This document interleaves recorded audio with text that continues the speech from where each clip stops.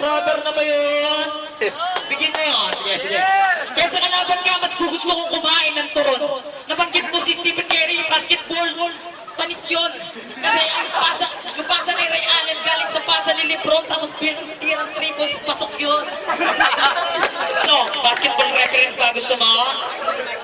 I-mind sweep yun, Cor. Talagang pumasok lang yun sa aking kakote para bang tumubo ng puti. Nawawala ako, pero tuloy-tuloy ko rin. Yo! Ako ay criminology, 2nd year, parang araw papasa sa board. Opinion na patunay na pen is mightier than the sword. Uli. Balik tayo kay Mabini. Kahit paralitiko siya, marami siyang naiambag at natulong sa kultura.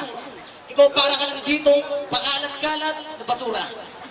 Saan ba ito galing?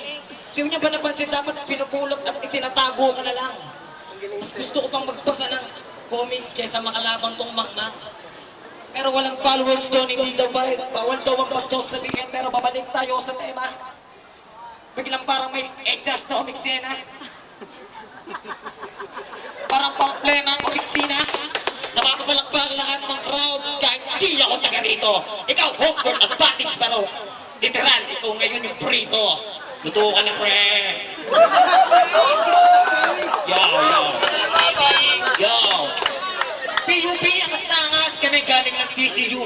Pero pamantasan ng mga talentadong bata. Para rin kaming Mabini Rizal Aguinaldo na kaya namin gumawa ng mga kanta dahil kami ay makata. Gusto mo? Sakot talaga na to. Sa katuto ka magkanaguhos mo ka makalapin na palaga na gusto na ako sa ito. Sige mga kapal na mga apog. Nagkatutugan. Dadawit ka sa katuto pa ni Pula. Time! Wala yun.